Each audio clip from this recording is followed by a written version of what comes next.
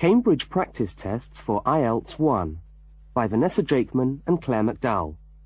Published by Cambridge University Press, 1996. This recording is copyright. Cassette 1, Side 1. Practice Test 1. You will hear a number of different recordings, and you will have to answer questions on what you hear. There will be time for you to read the instructions and questions, and you will have a chance to check your work. All the recordings will be played once only. The test is in 4 sections. Write all your answers in the listening question booklet. At the end of the test, you will be given 10 minutes to transfer your answers to an answer sheet. Now turn to section 1 of your question booklet.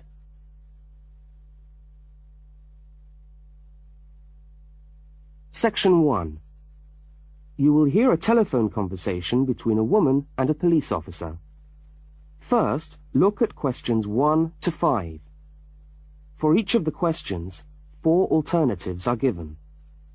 Decide which of the alternatives, A, B, C, or D, best fits what you hear on the tape, and circle the appropriate letter.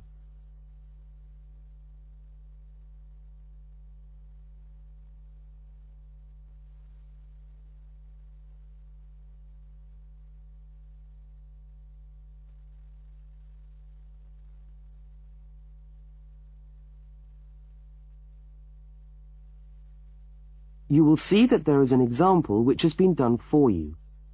On this occasion only, the conversation relating to the example will be played first.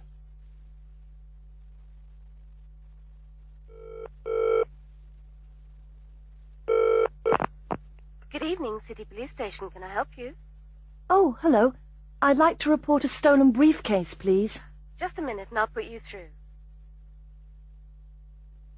The woman says she wants to report a stolen briefcase, so A has been circled. Now we shall begin. You should answer the questions as you listen, because you will not hear the recording a second time. Now listen carefully to the first part of the conversation, and answer questions 1 to 5.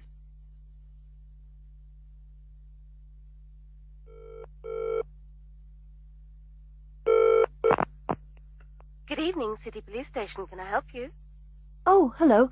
I'd like to report a stolen briefcase, please. Just a minute and I'll put you through. Lost property, can I help you? Oh, yes.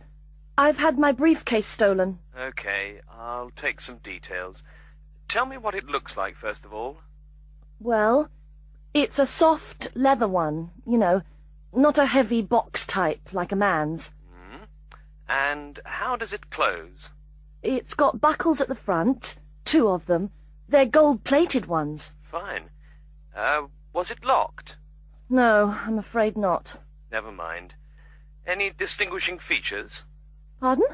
Any marks or badges on it that make it stand out? Only the brand name. And where's that? It's on the back, at the bottom in the left-hand corner. It's saggy. Oh, and there's a scratch. It's quite bad, but small, directly above the brand name. I did it recently, putting it on my bike. I got that. So, what did you have inside the briefcase? Well, all my papers from college. It's so frustrating, but thank goodness for computers. I haven't lost them completely. Yes, you're lucky. I had my wallet in my pocket, so I didn't lose that. But there were also my pens, which I got for my birthday, and a novel I was planning to read on the train. Right. Where exactly did you lose the briefcase? Well, I couldn't believe it. I was standing on the platform. It was right next to me. You were holding it? I'd just put it down on the floor, but I could almost feel it beside me. I was watching for my train because sometimes it comes early, and then next time I looked, my briefcase wasn't there. And what time was this?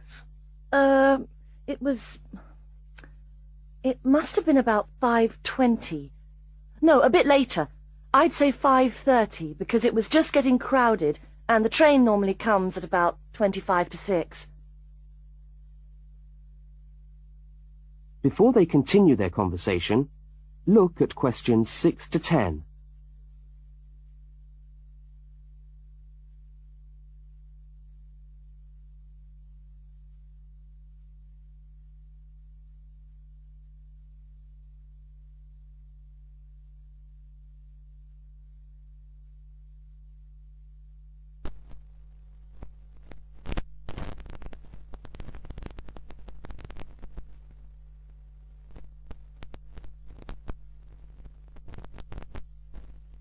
As you listen to the rest of the conversation, complete the form by filling in the numbered spaces 6 to 10.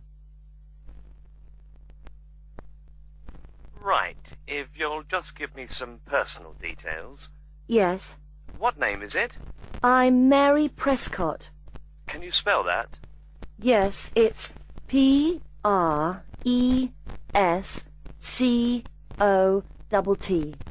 And your address? Flat 2, 41 Fountain Road, Canterbury. Fountain Road. Yes, number 41. And have you got a contact telephone number? Yes, it's 752239. 752239. Fine. One last question. What would you say the value of your briefcase is? Including the contents? Yes. Just a rough estimate is fine. I'm not sure. Well, the briefcase itself is quite new. I bought it last month for £40. I suppose about £65. The contents are worth about £20 or £25 at least. That's fine. Well, if you could come down to the station tomorrow, you can sign this form and have a look at what we've got here. Okay, thanks. Bye. Goodbye.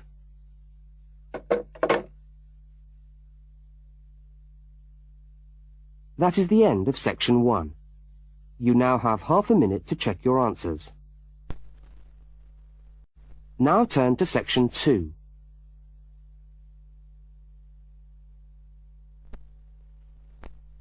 Section 2. You are going to hear a news report from an Australian radio program. First, you have some time to look at questions 11 to 13.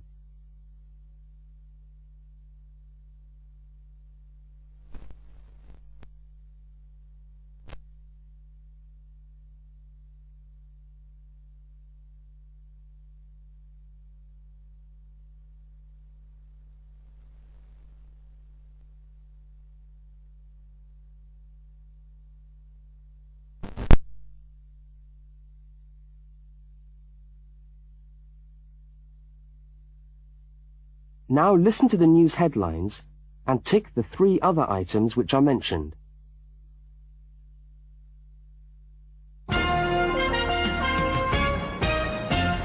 This is the 6 o'clock news for Tuesday, the 25th of November.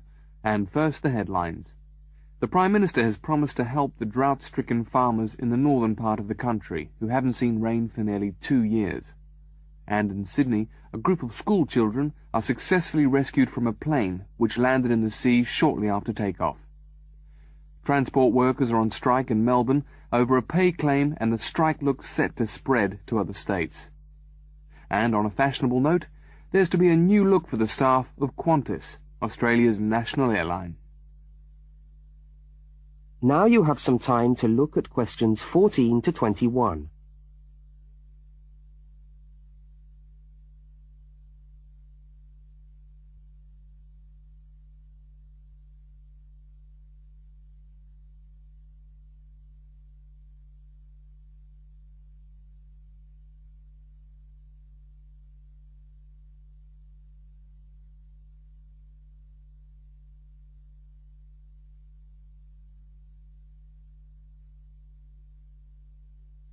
As you listen to the rest of the news, complete the notes in the spaces provided.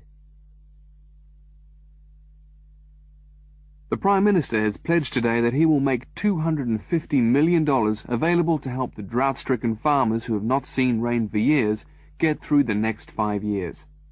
Money that was to have been spent on the restructuring of Sydney's road system has been reallocated to what the Prime Minister described as a more worthy cause.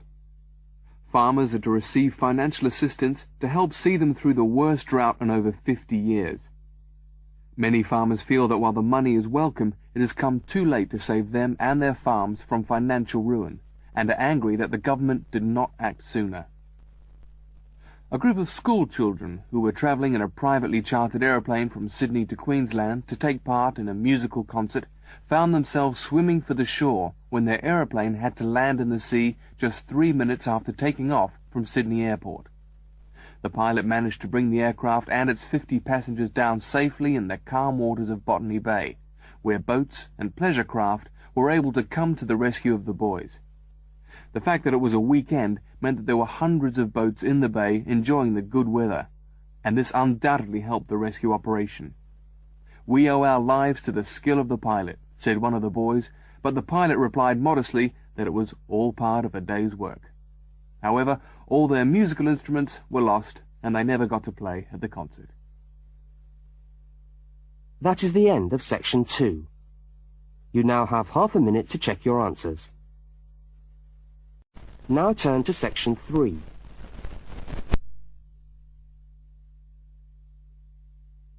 Section 3. In this section, you will hear a conversation between a university student and a university lecturer. Look at questions 22 to 25. For each of the questions, 4 alternatives are given. Decide which of the alternatives best fits what you hear on the tape and circle the appropriate letter.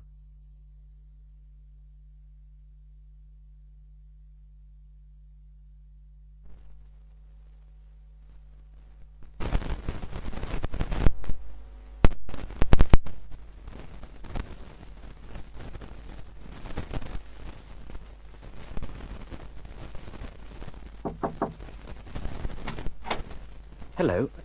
Can I come in? Oh, yes, come in. How can I help you? I was looking for the economics office. I've been all over the arts faculty building looking for it, but I could only find the School of Accounting and Economic History. Is this the right place? Yes, this is the School of Economics. Oh, good. I'm a new student, and I was wondering if someone could give me some information. Well, I might be able to help. I lecture on that program. What do you need to know? Well, quite a few things, actually. Firstly, how many lectures a week do I have to attend? Well, the Economics 1 course is a double unit, so there are 2 lectures a week and 1 tutorial. Oh. The lectures are scheduled for Tuesday and Thursday. What time? Let me see. You know, this information is all in the handout, which you should have received yesterday at the orientation meeting. Oh, was there a meeting yesterday? I didn't know about that. No one mentioned... Yes, there was. But never mind. Now, lectures are at 4 in the afternoon. Ooh, 4's a bit late. I've got a part-time job that starts at 4:30. Well, you can't be in 2 places at once, can you? And attendance at lectures is necessary. We expect at least 90% attendance at this university, you know. 90%? That's high. Do they enforce that rule? Yes, we do. We're pretty strict about it, actually. And what times have been set down for the tutorials? Do you have that information? That's a very well-attended course, so there's a number of tutorial times. Monday, Wednesday, and Friday, all at 9 o'clock. Yours will be allocated at the first lecture. Can't I choose the time? Maybe, maybe not. You'll have to talk to the lecturer on the course. Dr. Roberts is his name. Oh, okay. Now look at questions 26 to 31.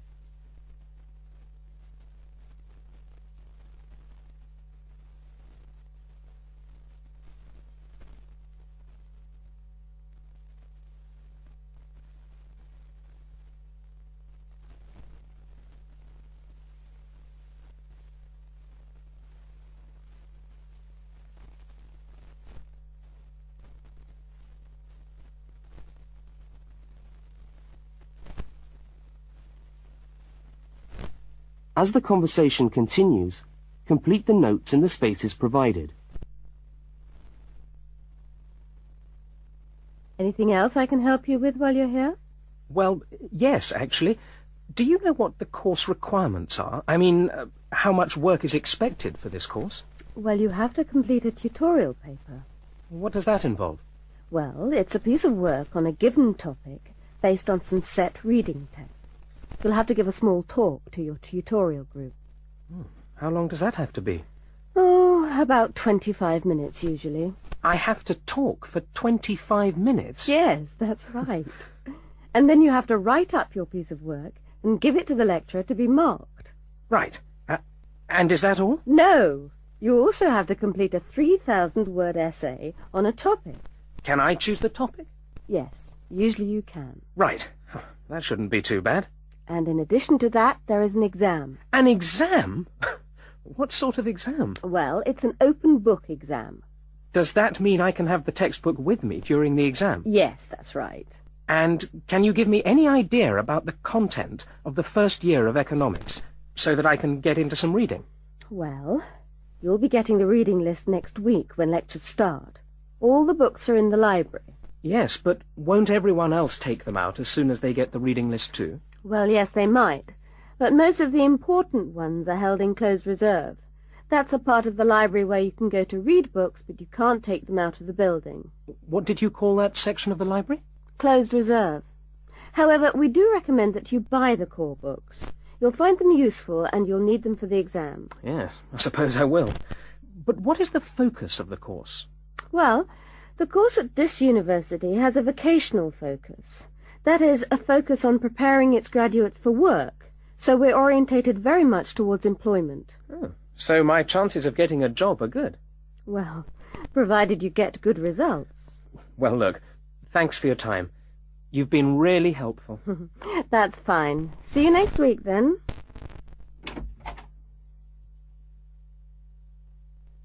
That is the end of section 3. You now have half a minute to check your answers. Now turn to section 4. Section 4. You will hear a talk given by a university lecturer about the structure of the university. First, look at questions 32 to 36.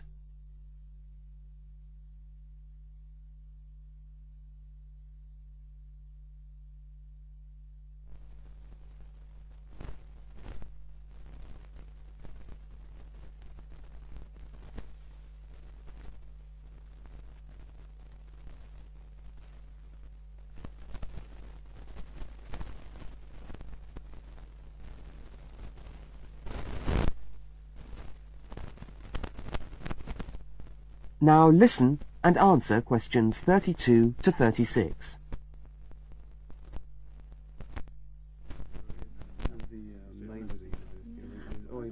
Good morning, and welcome to the University of Westlands. My name is Marcia Mayhew, and I'm the coordinator of the Bachelor of Social Science degree. This morning, I'd like to tell you about the structure of the university and about some of the requirements of the degree that you're about to enter. The Bachelor of Social Science is in one faculty within the university. That is the faculty where I work, known as Arts and Social Sciences. Here on this campus we also have the faculties of Architecture, Law and Science and Technology, among others. It's important to know something about the structure of the faculty because as you go through your course, you may need to call on members of the staff to help you. At the top of the faculty, we have a dean, and below the dean, we have 3 divisions. Each division has a divisional head, and your degree is located in the Division of Social Sciences.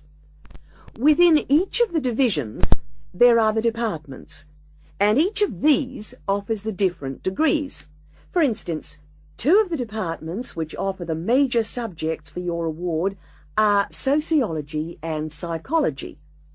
Each has a departmental head, but for practical purposes, the people you are going to see the most of are myself as coordinator of the social sciences degree and the actual lecturers who are teaching the subjects that you are taking. For instance, in the first semester, you'll be doing 4 subjects: psychology, sociology, history, and economics. If you have any problems or difficulties, not that I'm anticipating you will, but you never know, then you should go and see your lecturers. For instance, you may find that you can't meet a deadline for an essay, or perhaps you're having problems with attendance. These seem to be the 2 most common problems that students face.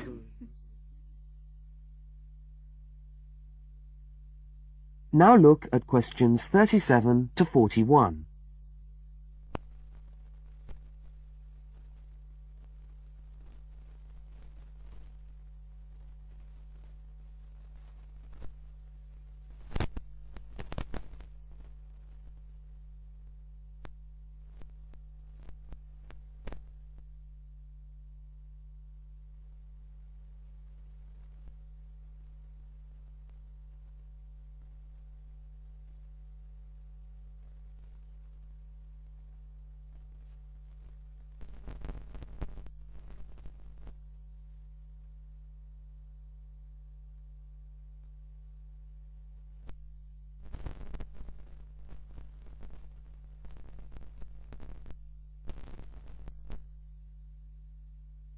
As you listen to the rest of the talk, answer the questions 37 to 41.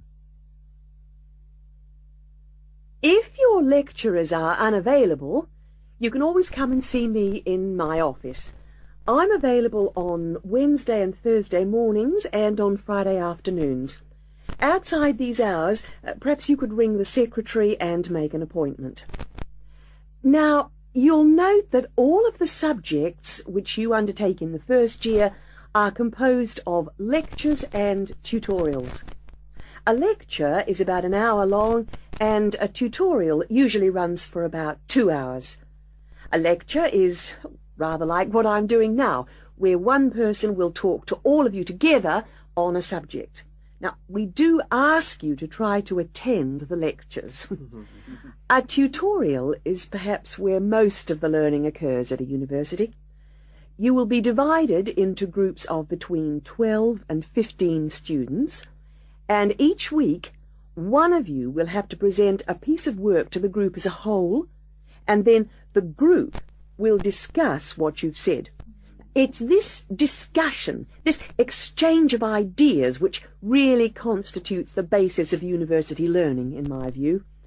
Listening to lectures in many ways is just giving you information that you could access for yourself in the library. But the discussion at the tutorial is very important. This doesn't mean that you shouldn't go to the lectures, though. Other factors to be particularly concerned about are the structure of essays and delivery of written material.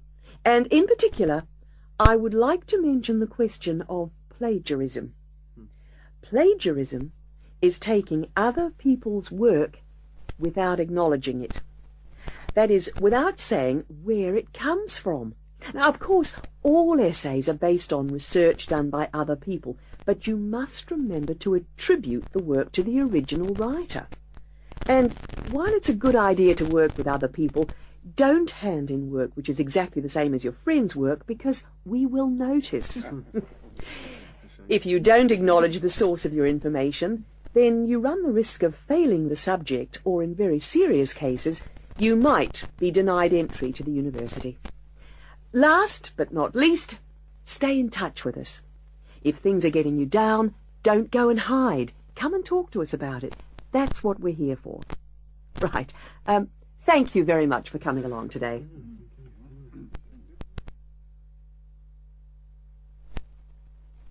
That is the end of section 4. You now have half a minute to check your answers.